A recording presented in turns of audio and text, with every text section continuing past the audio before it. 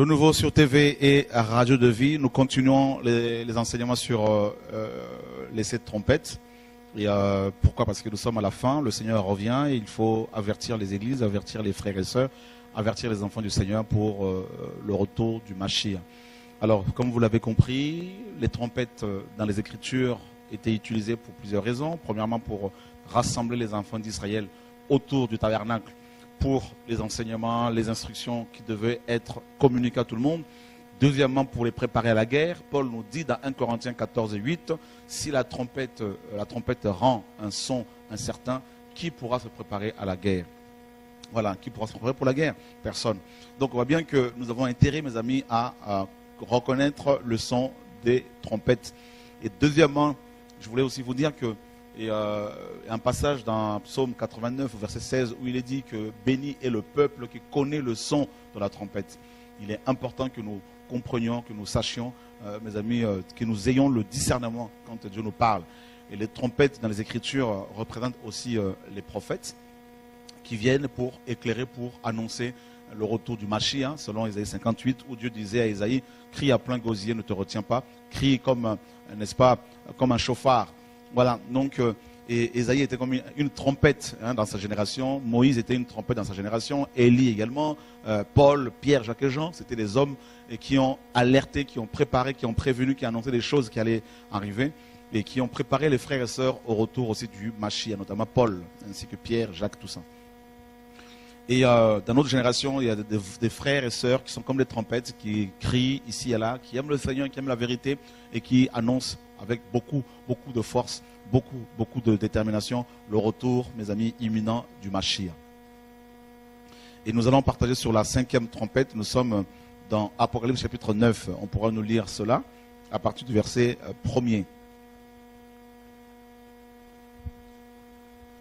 Le 5e ange sonna de la trompette, et je vis une étoile qui tomba du ciel sur la terre, et la clé du puits de l'abîme fut donnée à cet ange. Et il ouvrit le puits de l'abîme, et une fumée monta du puits comme la fumée d'une grande fournaise. Et le soleil et l'air furent obscurcis par la fumée du puits. Des sauterelles sortirent de la fumée du puits et se répandirent sur la terre, et il leur fut donné un pouvoir comme le pouvoir qu'ont les scorpions de la terre. Et il leur fut dit de ne pas faire de mal à l'herbe de la terre, ni à aucune verdure, ni à aucun arbre, mais seulement aux hommes qui n'avaient pas la marque de Dieu sur leur front. Et il leur fut donné non de les tuer, mais de les tourmenter pendant 5 mois. Et le tourment qu'elles causaient était comme le tourment que cause le scorpion quand il pique un homme. En ces jours-là, les hommes chercheront la mort, mais ils ne la trouveront pas. Et ils désireront mourir, mais la mort fuira loin d'eux. Ces sauterelles ressemblaient à des chevaux préparés pour la guerre, et sur leur tête il y avait comme des couronnes semblables à de l'or, et leurs faces étaient comme des faces d'hommes. Elles avaient les cheveux comme des chevaux de femmes, et leurs dents étaient comme des dents de lion. Elles avaient des cuirasses comme des cuirasses de fer, et le bruit de leurs ailes était comme le bruit des chars à plusieurs chevaux et qui courent à la guerre. Elles avaient des queues armées d'aiguillons, comme les scorpions, et c'est dans leur queue qu'était le pouvoir de faire du mal aux hommes pendant 5 mois. Elles avaient sur elles comme roi l'ange de l'abîme, dont le nom en hébreu est Abaddon, mais en grec son nom est Apollyon. Le premier malheur est passé, et voici venir encore 2 malheurs après celui-ci. Voilà, mes amis, donc on va voir un peu les images. S'il vous plaît, donc on va nous montrer ici, voilà cette image, cette sauterelle. Et donc je pense que les gens la voient chez eux. Voilà, merci Seigneur. Donc regardez, frères et sœurs, ce dessin. Et en fait, ça représente un peu ce que Jean a vu par rapport aux sauterelles. Alors là, c'est terrible, parce que on nous dit que le 5e ange sonna de la trompette, et Jean voit une étoile qui tombe du ciel sur la terre. Et c'est la même chose, comme lors du retentissement de la 4e trompette, il y a eu aussi une étoile qui est tombée du ciel. Donc la 3e trompette, pardon, et une étoile qui tombe du ciel dont le nom était l'absinthe, absinthe, pardon. Et là, au retentissement de la 5e trompette, pareil, une autre étoile tombe du ciel. C'est terrible. Le Seigneur nous dit dans Matthieu 24 que les étoiles vont tomber du ciel. Les puissances des cieux seront ébranlées. Yeshua nous a prévenus. Jésus nous a enseigné correctement, mes amis. Il a dit que les étoiles allaient tomber du ciel, le maître. Il a dit, n'est-ce pas, dans Matthieu 24, le Seigneur nous a prévenus. Voilà. Et regardez Matthieu 24, verset 29. On reste sur l'image de la sauterelle. Matthieu 24, 29. Aussitôt, après ces jours de tribulation, le soleil s'obscurcira, la lune ne donnera plus sa lumière, et les étoiles tomberont du ciel, et les puissances des cieux seront ébranlées. On nous parle des puissances des cieux qui seront ébranlées. Et Jésus associe les étoiles ici aux puissances des cieux. Ah oui, regardez dans Ephésiens 6, 12. Donc ces étoiles-là sont les puissances des cieux. C'est-à-dire, ce sont des démons. Ben oui, c'est pour cela qu'on nous dit ici que quand cette étoile va tomber du ciel, on va lui remettre la clé du puits de l'abîme. Ah, donc vous voyez bien que cette étoile-là est personnifiée. Cette étoile-là est personnifiée, hein, et on va lui donner une clé. Donc vous voyez bien que ce n'est pas étoile physique. Là, c'est vraiment un démon. À qui on va donner, la clé ici représente l'autorité. Vous voyez, l'autorité. Et on va voir, donc on a vu, hein, les puissances des dieux seront ébranlées. Quelles sont ces puissances-là dans Ephésiens 6 et 12? Car nous n'avons pas à lutter contre la chair et le sang, mais contre les principautés, contre les puissances, contre les seigneurs du monde des ténèbres de cet âge, contre les méchancetés spirituelles qui sont dans les lieux célestes. Ah, contre les méchancetés spirituelles qui sont dans les lieux célestes. Ces méchancetés-là, ce sont ces puissances, ce sont ces démons, ce sont ces étoiles qui tombent à chaque fois, telles des figues qui tombent du figuier parce que le figuier a été secoué. En fait, le Seigneur, plus il descend, plus les démons abandonnent leur fauteuil, leur trône, pour descendre sur la terre. Vous voyez, plus le jour du Seigneur approche, plus la terre est jugée. Et c'est grave, mes amis. Vous voulez croire encore en vos églises? Vous voulez croire encore en vos pasteurs? Vous voulez croire encore aux hommes? Eh bien, moi, je préfère, mes amis, de plus en plus me préparer ainsi que ma famille pour le retour du Mashiach. Et là, c'est terrible. On nous dit, mes amis, que la clé du puits de l'abîme va être donnée à cet ange. Et ça, il l'a déjà reçu. Et il ouvrit le puits de l'abîme et une fumée monta du puits comme la fumée d'une grande fournaise. Et le soleil et l'air furent obscurcis par la fumée du puits. Regardez ici d'abord. On nous parle d'abord de la fumée. On va nous lire Apocalypse 8.4. Que représente la fumée dans la Bible? Et la fumée des parfums monta avec les prières des saints de la main de l'ange devant Dieu. Ah, la prière des parfums. Rappelez-vous bien qu'en Israël, les offrandes, mes amis, étaient consumées par le feu, tel que l'Holocauste. Noé, quand il sort de l'arche, il va offrir un animal à Dieu, et Dieu va sentir l'odeur. Il va sentir cette odeur-là, parce que la fumée montait. Gédéon, quand il a fait une offrande, la fumée est montée, et l'ange de Yahweh est monté avec la fumée. Donc, dans les Écritures, la fumée représente d'abord le parfum, l'encens, qui monte vers Dieu. Eh bien, ici, on nous parle d'une fumée qui vient, mes amis, de l'abîme, du puits de l'abîme. Donc, vous allez voir d'abord cet abîme-là, ça représente quoi? L'abîme dont il est question ici, mes amis, représente le lieu où Dieu a enfermé les démons. Certains démons, il a enfermé là-dedans les anges qui avaient, mes amis, couché avec les femmes dans Genèse 6. Voyez? Regardez ce que Pierre... D'abord, rappelez-vous bien dans Marc chapitre 4, je crois, quand le Seigneur va chasser les démons là. Les démons vont dire, ne nous envoie pas dans l'abîme. Vous vous rappelez? Voilà. C'est grave, mes amis. Je pense que le Seigneur est en train d'enseigner ses enfants, de nous enseigner correctement sa parole véritable, parce que nous avons besoin d'être éclairés réellement, parce que les temps sont compliqués. Donc, en fait, je voulais juste vous montrer que l'abîme, ici, est vraiment l'habitation des démons qui sont enfermés. Et par exemple, si on prend Apocalypse 20, donc en attendant de trouver ce passage-là, Apocalypse 20 à partir du verset 1er, et là on nous dit qu'un ange va venir et il va enfermer Satan, hein, dans l'abîme. Et c'est le même mot grec qui est utilisé, c'est le même endroit d'où sortent justement cette fumée. Hein, donc en fait, la fumée ici dans Apocalypse 9 nous parle du péché.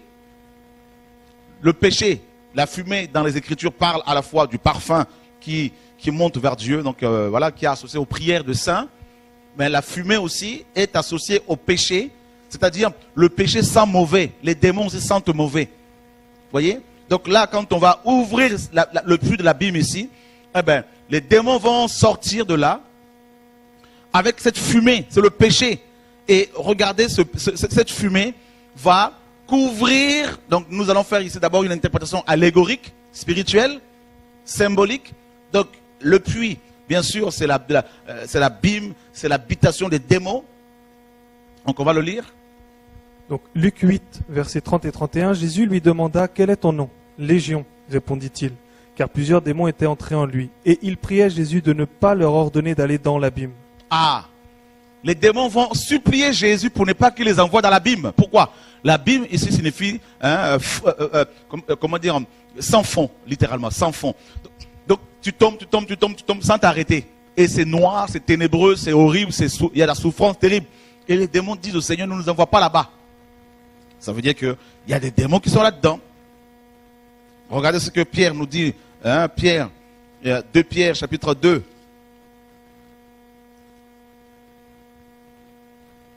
2 Pierre, chapitre 2, David, verset 4.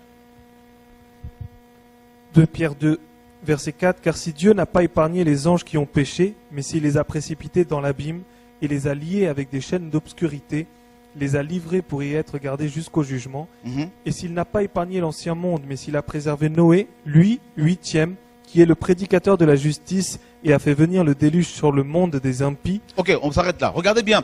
Pierre nous dit qu'il y a des anges qui ont péché et qui sont enchaînés par Dieu dans l'abîme.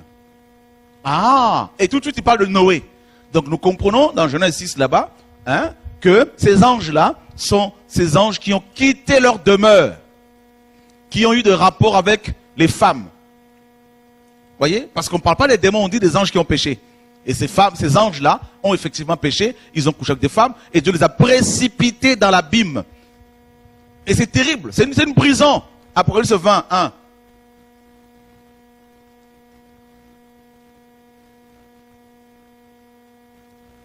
Chapitre 20, verset 1er. Après cela, je vis descendre du ciel un ange qui avait la clé de l'abîme et une grande chaîne dans sa main. Il saisit le dragon, le serpent ancien, qui est le diable et Satan, et le lia pour 1000 ans. Ah, vous voyez bien que Satan va être aussi enchaîné et jeté au même endroit. Et Pierre nous dit que là-dedans, il y a des anges qui sont enchaînés dans les ténèbres et ils sont là dans l'abîme. Dieu les a jetés là-bas et nous croyons que ces anges-là sont ces anges qui ont péché dans Genèse 6 là-bas, qui ont quitté leur demeure, hein, et qui ont eu des rapports avec des femmes, et ces femmes ont donné naissance aux Néphilim, aux géants, aux tombés du ciel. Voilà les informations que Dieu nous donne. C'est important, mes amis, de méditer la parole du Seigneur, hein, sous le contrôle de l'Esprit de Dieu. Donc vous comprenez que la fumée ici, c'est cette fumée, c'est le péché. Donc on nous apprend que lorsque la 5e trompette va retentir, eh bien, le péché va encore couvrir le globe terrestre.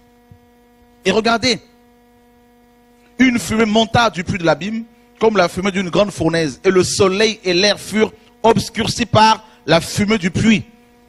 Si l'on veut faire une interprétation littérale ici, ben, l'air est pollué. Et regardez bien les informations par rapport à la pollution de l'air. On va voir ça. Trouvez-nous des informations. Là, vous allez voir que la pollution de la terre continue avec le retentissement de la 5e trompette. La pollution de la terre. Voyez?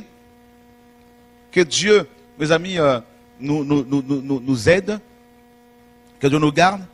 Et on nous dit que le soleil et l'air furent obscurcis par la fumée du puits. Rappelez bien que le soleil ici nous parle aussi d'Israël. Hein? Voilà, d'Israël. Et donc, eh bien, la fumée, Israël actuellement est couvert, hein, comme les autres nations, par cette fumée qui représente le péché, bien sûr. C'est pour cela que les mêmes lois sont votées en Israël, les lois qui sont votées dans le monde sont aussi votées sont aussi votées et promulguées en Israël. Alors que cette nation n'est pas comme les autres nations parce que Dieu l'a mise à part pour une œuvre excellente. Et voilà. Et c'est terrible de voir, mes amis, comment la parole du Seigneur est vraie. Hein? Donc le puits de l'abîme, c'est une prison. C'est une prison, tout simplement. Et on nous dit des sauterelles sortirent de la fumée du puits et se répandirent sur la terre, et il fut donné, et leur fut donné un pouvoir comme le pouvoir qu'ont les scorpions de la terre. C'est terrible. Yeshua a dit quoi dans Luc 10, 19? Voici, je vous ai donné le pouvoir de marcher sur les serpents et sur les scorpions. Eh bien, il parlait de ces scorpions-là aussi. Il parlait de ces démons-là. Ce sont des démons. Ces scorpions-là sortent de l'abîme. C'est pour cela que Yeshua nous a dit qu'il nous donne cette autorité-là. Voilà. Ben oui, mes amis. On va le lire. Pendant que les frères et sœurs nous cherchent d'autres informations, je crois que ce soir, Dieu nous enseigne vraiment. Gloire à Dieu. Vous voyez, Yeshua nous a prévenus, qu'il nous a équipés avec des chaussures. Hein? C'est pour cela que Paul nous dit que nous devons être chaussés en tant que combattants. Parce que ces scorpions-là, ces esprits-là, mes amis, sont déjà là. La fumée, leur fumée, c'est-à-dire ils amènent cette fumée sur toute la terre. En fait, ils enfument la terre. Voilà, avec le péché. Regardez la pollution de l'air. Vous voyez pas que la parole s'accomplit, mes amis? Regardez la pollution de l'air, en Chine, partout ici et là. Regardez bien, on va le lire. Nouveau record du niveau de gaz à effet de serre en 2014. C'est terrible, mes amis. Regardez bien cette photo. Le niveau de concentration des gaz à effet de serre a atteint un nouveau record en 2014, a annoncé lundi dans son rapport annuel l'Organisation météorologique mondiale, une agence de l'ONU à Genève. Voilà. Donc, vous voyez bien que la parole s'accomplit. La parole nous dit, la parole nous dit que l'air va être obscurci. Eh bien, c'est le cas. Tapez-nous des images, mes amis, pollution en Chine. Hein?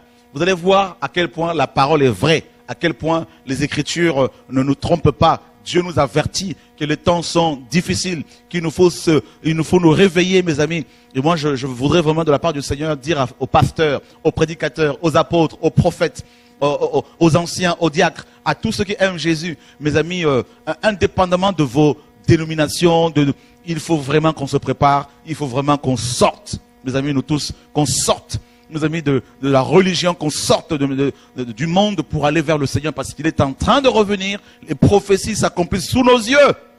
Sous nos yeux. N'attendez plus le retentissement des trompettes, c'est déjà arrivé. Nous attendons seulement le retentissement de la 7e trompette. Voyez, frères et sœurs, c'est ce que vous devez comprendre. Est-ce qu'on a trouvé d'autres images de la pollution de l'air? On peut les balancer, s'il vous plaît. On va y aller parce que les frères et sœurs sont éclairés comme moi-même ce soir. Voilà. Donc, vous voyez, hein, la fumée sort du puits de l'abîme et l'air est obscurci. Le soleil est obscurci. Avec une telle pollution, le soleil, les rayons du soleil ne peuvent plus parvenir jusqu'à nous. Hein? Regardez la pollution de l'air en Chine. Les gens sont obligés de porter des masques. Hein? D'autres images, on va y aller assez rapidement. Regardez la pollution ici. Regardez, on ne voit même pas les bâtiments.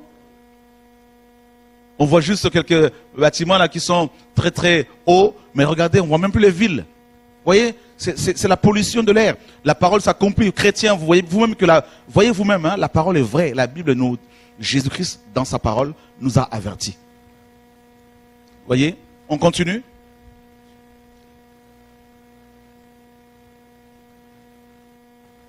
Voilà, donc si l'air est obscurci par la fumée, hein, et regardez la fumée là, mes amis, de nos usines, hein, tout ça là, hein, la fumée de nos voitures, tout ça là, il y a plein de choses, la parole s'accomplit. Tout ça là, donc littéralement, la fumée, les gaz à effet de serre, tout ça, émis par les véhicules, hein, pollution par les véhicules. Montrez-nous ces images là, vous allez voir à quel point la Bible est vraie. Jean a vu la pollution de la terre par, mes amis, par les voitures, par les avions. Hein. Il y a plein d'images que vous pouvez nous trouver là, mes amis, s'il vous plaît. Et tout ça. Regardez même la ville de Paris, comment elle est polluée. Regardez ici, là, mes amis, là, regardez l'image. Voyez, la Bible est vraie. La parole de Dieu est digne de confiance. Regardez, mes amis, notre génération, notre monde. Regardez les villes du monde. Il y a tellement de véhicules que la fumée sort du puits, de l'abîme. Hein? Voilà. Regardez la différence. Regardez la différence. Pollution à Paris.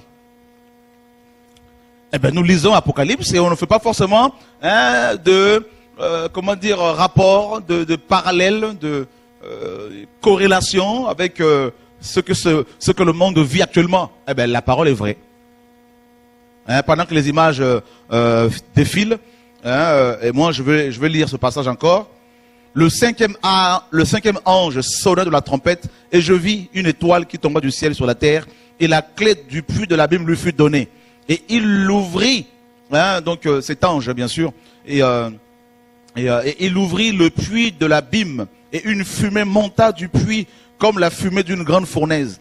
Et le soleil et l'air furent obscurcis par la fumée du puits. Là nous faisons une interprétation littérale. Jean a vu la pollution de la terre. Jean a vu les villes de la terre polluées. Ça tue. Les gens bien sûr vont mourir. Les gens meurent de cancer parce que ces produits rejetés dans l'air comme ça, ces produits toxiques, provoquent des problèmes respiratoires, de l'asthme et tout ça. Et les gens en meurent. Regardez la fumée qui monte des usines ici et là. Ça pollue de plus en plus. Voilà. Dieu a toujours raison. Donc vous comprenez pourquoi. Regardez les véhicules, la pollution, tout ça. Vous comprenez pourquoi, mes amis, l'environnement, aujourd'hui, préoccupe les États, les gouvernants, les autorités. Et le gouvernement mondial est en train d'être mis en place parce que l'humanité, mes amis, se réveille et elle s'aperçoit que la terre va mal et il faut absolument des lois, des nouvelles lois, et des lois soient votées pour préserver la terre, pour préserver l'environnement. C'est le gouvernement mondial qui se met en place. Voilà. C'est sous nos yeux tout ça là. Vous voyez bien que le Seigneur n'est plus loin. Le maître est en train de revenir. Regardez la pollution. Regardez toutes ces images de la pollution, voilà, que les frères et sœurs trouvent, voilà, c'est terrible. La terre va mal. Regardez la pollution, voilà. Voilà. Donc, qu'est-ce qu'on apprend? Donc, vous savez également, on peut continuer à montrer les images pour que les frères et sœurs se rendent compte à quel point le monde va mal. Pollution par les véhicules, voilà, dans les nations. Et par les déchets, n'est-ce pas? Et derrière ça, en fait c'est un jugement. Regardez les centrales nucléaires, tout ça, et les eaux qui sont polluées, des poissons qui meurent, et voilà. Regardez-moi l'état des eaux. Voilà. Donc la terre, Seigneur, reviens nous chercher. Nous sommes fatigués. Et dans nos églises, au lieu de nous montrer ces choses, de nous parler de l'état du monde, nous montrer, au lieu de nous enseigner sur les réalités spirituelles, sur le retour de Mashiach, on nous parle de l'argent. Regardez-moi comment les gens sont de plus en plus, mes amis, contaminés et vivant parmi les immondices. Regardez les pêcheurs, ce qu'ils récupèrent sur la mer. Voyez? L'état du monde. Dans quel monde vivons-nous, mes amis? Regardez les eaux sales qui sont déversées sur des rivières, sur la mer, sur les océans. Nous vivons actuellement au milieu d'une poubelle, mes amis. Voilà. Donc vous comprendrez, mes amis, que c'est la parole qui s'accomplit sous vos yeux. Regardez-moi bien toutes ces choses, ces images. Et voilà, le monde va mal. Et vous croyez encore que, mes amis, vous allez construire un petit coin de paradis sur terre?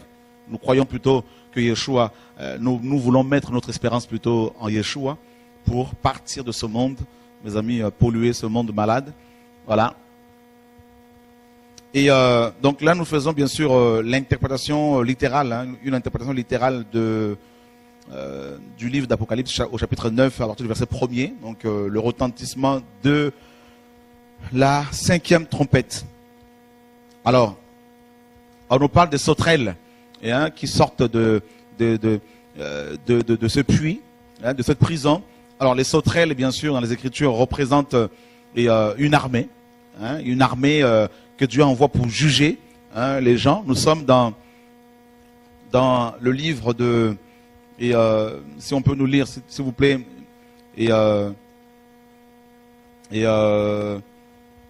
Ésaïe 13.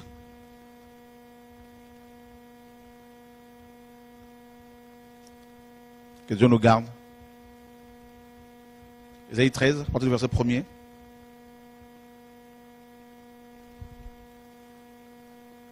Prophétie sur Babylone révélée à Ésaïe, fils d'Amoth. Élevez la bannière sur la haute montagne, élevez la voix vers eux, faites des signes avec la main et qu'on entre dans les portes des magnifiques. C'est moi qui ai donné des ordres à ceux qui me sont consacrés. J'ai appelé mes hommes forts pour exécuter ma colère, ceux qui se réjouissent de ma grandeur. Il y a sur les montagnes un bruit d'une multitude, comme celui d'un grand peuple. On entend un tumulte de royaumes, de nations rassemblées. Yahweh des armées passe en revue l'armée pour le combat. D'un pays éloigné de l'extrémité des cieux, Yahweh vient avec les instruments de sa colère pour détruire tout le pays. Hurlez, car le jour de Yahweh est proche. Il vient comme un ravage du Tout-Puissant. C'est pourquoi toutes les mains deviennent lâches et tout cœur d'homme se fond. Ils sont épouvantés. Les détresses et les douleurs les saisissent. Ils sont en travail comme celles qui enfantent. Ils se regardent les uns les autres avec stupeur. Leurs visages sont comme des visages enflammés. Voici, le jour de Yahweh arrive. Oh oui. Jour cruel, jour de colère et d'ardente fureur, qui réduira le pays en désolation et en exterminera les pécheurs. Même les étoiles des cieux et leurs astres ne feront plus briller leur lumière. Le soleil s'obscurcira dès son lever et la lune ne fera plus resplendir sa lueur. Voilà, la pollution. Là, si on fait une interprétation littérale, donc c'est la pollution. Donc là, c'est le cas. Et parce que les hommes, vous savez, moins les hommes sont atteints par le soleil, plus ils sont dépressifs, plus ils sont angoissés. Parce que le soleil apporte, vous voyez, le soleil est indispensable à la vie.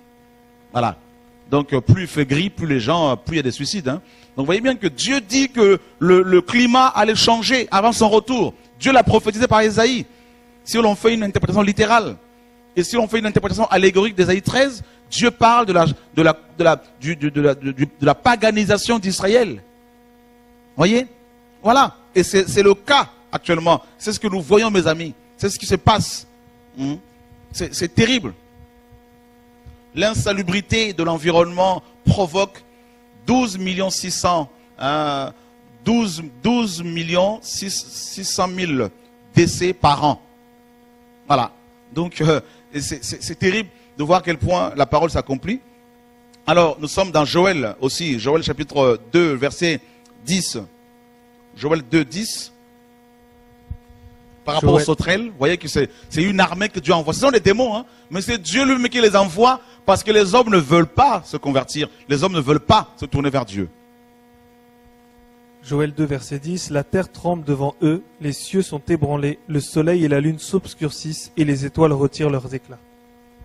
Aussi Yahweh fait entendre sa voix devant son armée parce que son camp est très grand, car l'exécuteur de sa parole est puissant. Certainement le jour de Yahweh est grand et terrible. Qui pourra le supporter? Maintenant encore, dit Yahweh, revenez à moi de tout votre cœur avec des jeûnes, avec des pleurs et des lamentations. Joël 3,15. Joël 3 au verset 15.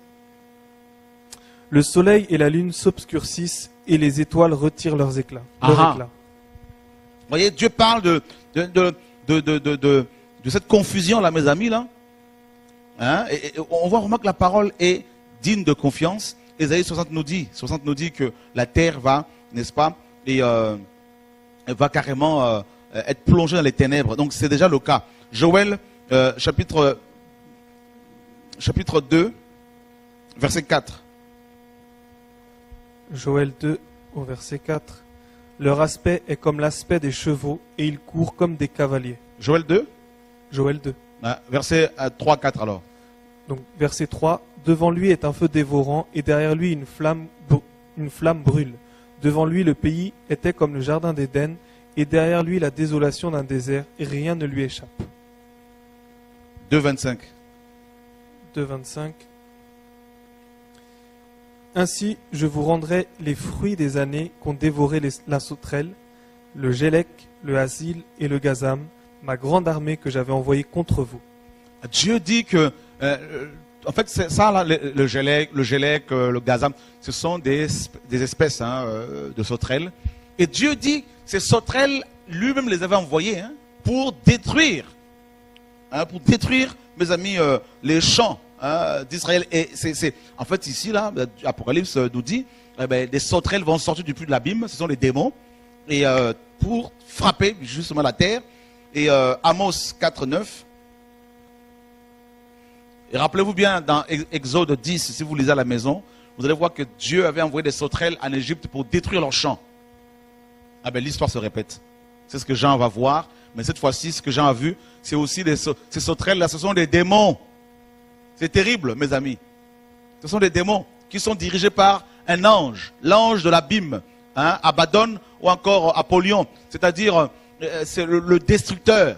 C'est terrible, c'est terrible, c'est terrible, l'ange de l'abîme, c'est-à-dire ce démon qui est là, qui gère les démons qui sont, les anges qui sont enfermés là-bas, dans l'abîme, et un démon qui les gère, qui est leur roi, qui est leur prince, leur roi. C'est le destructeur. Vous croyez quoi avec la pollution de la terre se détruit. Voilà. Il y a aussi une pollution de l'air, la pollution spirituelle. L'air, dans la Bible nous parle de quoi? De l'esprit. L'esprit, c'est le vent, rouak. Vous voyez, c'est terrible, mes amis. Et sur le plan spirituel, l'air qui est pollué, c'est l'esprit qui est pollué, pas l'esprit de Dieu, mais les esprits des hommes. Pourquoi? Parce que Dieu veut sauver nos esprits. Dieu est esprit. Il faut l'adorer un esprit en vérité. Et voilà pourquoi les démons viennent polluer les esprits des hommes avec des images de sexe, des images d'argent, des images subliminales. Les esprits des hommes, leur air, l'air spirituel est pollué, mes amis. Vous voyez? Et la parole s'accomplit. Nous devons comprendre que les temps sont compliqués, les temps sont difficiles. L'air, parce que nous devons toujours faire une interprétation, deux types d'interprétation, allégorique et littérale. Donc sur le plan spirituel, l'air qui est pollué, c'est la parole, c'est l'esprit, les esprits des hommes qui sont pollués. Ils respirent un air spirituel pollué, une atmosphère remplie de séduction, avec ce gospel à l'américaine, avec ces enseignements bidons pollués, avec ces prédicateurs qui s'habillent en blanc pour se faire passer pour l'agneau, qui prêchent bien, qui parlent bien, mais qui vont s'associer avec des faux pasteurs, des faux chrétiens, qui sont liés les uns aux autres. C'est ça Babylone. C'est la confusion par le mélange. L'air est pollué. L'air de ces églises est pollué. Voyez? Parce que la fumée, il y a une fumée noire, c'est-à-dire le péché, ça sent le péché, ça sent le roussi, ça sent les démons, ça sent la séduction, ça sent l'argent, ça sent, mes amis, la cupidité, ça sent le péché.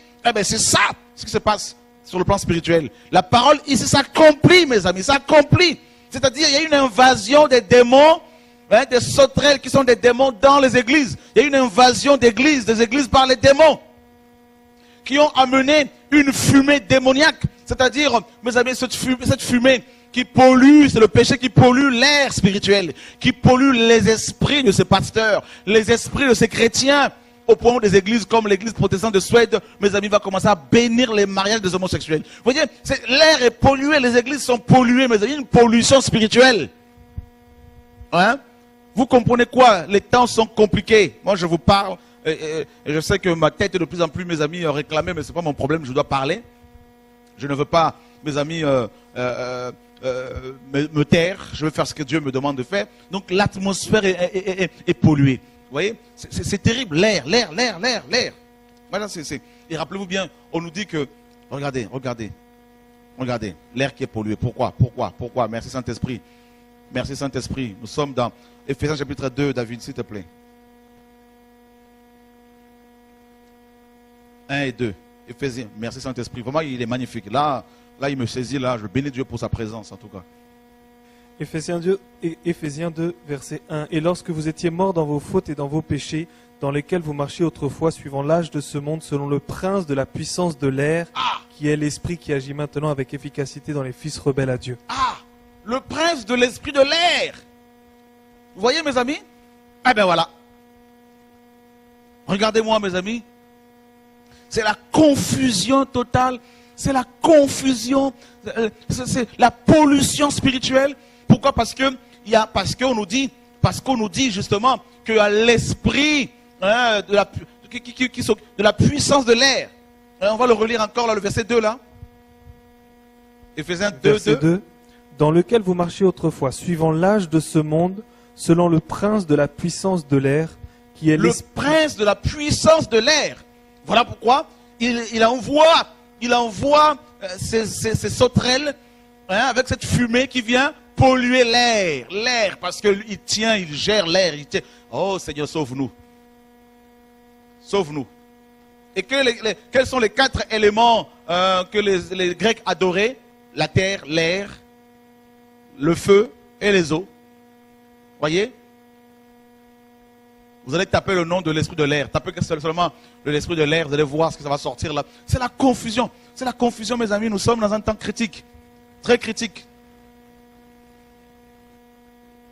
Et on nous dit qu'ils ont, ces sauterelles ont le même pouvoir que les scorpions. Ben voilà, parce que ça pique. Vous voyez? Quand un pasteur qui a prêché la sanctification hier est piqué par ces esprits-là, eh ben, le venin fait son effet à l'intérieur, produit un autre évangile. Voilà. Voilà, produit un comportement, un caractère. Que Dieu nous aide, mes amis. Et la parole nous dit que Dieu leur a dit, donc il leur fut dit de ne pas faire du mal à l'herbe, ni à la terre, ni à aucune verdure, ni à aucun arbre, mais seulement aux hommes qui n'avaient pas la marque de Dieu sur leur front. La marque de Dieu. La marque de Dieu. C'est, selon Éphésiens 1, 13, c'est l'Esprit de Dieu. Éphésiens 4, mes amis, 30, c'est l'Esprit de Dieu. La marque de Dieu, c'est aussi sa parole. C'est le nom de Yeshua. Eh bien, mes amis, ces démons font du mal dans les églises, font beaucoup de dégâts dans les églises. Et les gens qui n'ont pas la marque de Dieu sont de plus en plus touchés. Et les gens souffrent. Le tourment que cause le scorpion quand il pique un homme, nous dit la parole. Et il leur fut donné, non de les tuer, mais de les tourmenter pendant 5 mois. Et le tourment qu'elle causait était comme le tourment que cause le scorpion quand il pique un homme. Et en ce jour-là, les hommes chercheront la mort et ils ne la trouveront pas. Donc, vous voyez, ça veut dire que ce n'est pas que les gens ne vont pas mourir. Ça, c'est un langage aussi prophétique. C'est pour nous montrer que les gens vont vouloir vraiment mourir. Vous voyez? Mais ils ne vont pas mourir tout de suite. Ils vont mourir dans des actes. Ils vont souffrir tellement. Et ils vont chercher la mort pour être délivrés. Mais ça va être compliqué. Ça va être compliqué pour eux, mes amis. Et ils ne la trouveront pas, nous dit la Bible. Et c'est déjà le cas. Beaucoup souffrent tellement qu'ils veulent mourir, mais ils n'arrivent pas à mourir. Et ils désireront mourir, mais la mort fuira loin d'eux. Ces sauterelles ressemblent à des chevaux préparés pour la guerre. Mais comme dans Joël là-bas, préparés pour la guerre. Donc il y a une guerre qui est lancée, une guerre qui est déclarée. Et sur leur tête, il y avait comme des couronnes semblables à de l'or. L'or. Beaucoup de pasteurs aiment l'or aujourd'hui. Voyez? Et ces sauterelles ont des couronnes. C'est-à-dire que ces démons-là ont déjà été récompensés par le diable parce qu'ils travaillent efficacement. Voyez? Et la parole nous dit que leurs faces étaient comme des faces d'hommes. C'est terrible, hein? Vous voyez le mélange là? C'est terrible. Donc on va nous montrer encore ces sauterelles là, si c'est possible. Hein? Voyez? Donc, l'image de la sauterelle qu'on a vue tout à l'heure, le dessin là. Et leurs faces étaient comme les faces, des faces d'hommes. Voilà, donc vous voyez, vous avez l'image ici, cette sauterelle, regardez bien. C'est terrible. Elles avaient des cuirasses, comme des cuirasses de fer. C'est vraiment des démons équipés pour la guerre. Ce sont des démons guerriers. Et le bruit de leurs ailes était comme le bruit des chars à plusieurs chevaux qui courent à la guerre. Et là, sur le plan littéral, nous avons des hélicoptères. Voilà, on peut montrer les images des hélicoptères. Et ce qui se passe, mes amis, si on fait une interprétation littérale, ce sont les hélicoptères. Mes amis, on va voir un peu ces hélicoptères Apache. C'est terrible de voir à quel point la parole est vraie, la parole est digne de confiance. Elles avaient des queues armées d'aiguillons comme les scorpions, et c'est dans leur queue qu'était le pouvoir de faire du mal aux hommes pendant 5 mois. Voyez, elles avaient sur elles comme roi l'ange de l'abîme, dont le nom est Abaddon, Abaddon en hébreu, mais en grec, c'est Apollyon. Vous voyez, c'est vraiment la parole qui s'accomplit. Regardez ces hélicoptères là, mes amis. Voilà, vous voyez, c'est vraiment, Jean a vu toutes ces choses-là. Donc là, nous avons 2 types d'interprétations. La photo au-dessus, c'est une interprétation littérale. Donc il est question, donc ces sauterelles, c'est vraiment des hélicoptères, des chars de feu. Voilà. Et l'image d'en bas, ce dessin, nous parle d'une interprétation allégorique, symbolique. Donc c'est vraiment des démons qui ont cette forme-là et qui vont polluer les hommes, attaquer les églises, tout ça, et piquer des pasteurs, piquer les chrétiens qui deviennent mous, qui deviennent religieux, qui deviennent, mes amis, impudiques, cupides, tout ce que vous voulez. Voilà. Et on nous dit qu'elles avaient des cuirasses, comme des cuirasses de fer. Alors, regardez l'hélicoptère là, c'est du, donc le métal là, c'est vraiment du fer. Et on nous dit également, le bruit de leurs ailes était comme le bruit des chars à plusieurs chevaux qui courent à la guerre. Ben oui, les bruits des hélices. Tchac, tchac, tchac, tchac, tchac, tchac, tchac, tchac. C'est ce que Jean a entendu. C'est terrible, mes amis. C'est terrible. Voyez?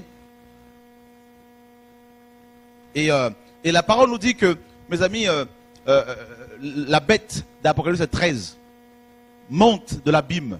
Voyez? Donc c'est le même mot grec, abîme. Donc vous voyez bien que même la bête sortira de l'abîme. C'est terrible, mes amis, comment la parole est vraie. La parole est vraie. Donc la bête, l'homme impie, vient de l'abîme, mes amis. Vient de l'abîme. Que Dieu nous aide, que Dieu nous protège, que Dieu nous garde, que Dieu garde nos familles. Car les temps sont vraiment compliqués, de plus en plus compliqués. Et voilà. Et les gens vont être tourmentés. Tourmentés. Eh bien, il y a le tourment. Beaucoup sont tourmentés aujourd'hui. Tourmentés de plus en plus. Voilà. Que Dieu nous soutienne. Donc, on revient sur le plateau. Voyez, mes amis, les temps sont compliqués, les temps sont difficiles. Et Dieu, dans le passé, a envoyé une armée de sauterelles en Égypte pour frapper cette nation. Et ces sauterelles, quand elles arrivaient, elles mangeaient tout. Toutes les cultures étaient, n'est-ce pas, les champs étaient dévastés. Eh bien, ça a provoqué beaucoup de famine. Et c'est exactement ce qui se passe actuellement. Ces sauterelles spirituelles qui arrivent dans les églises, mes amis, piquent les gens tels des scorpions, parce que les gens n'ont pas de chaussures, n'est-ce pas, le zèle, la foi, la crainte de Dieu pour marcher sur ces esprits. Eh bien, ces chrétiens, ces faux chrétiens, ces religieux, eh bien, perdent la foi.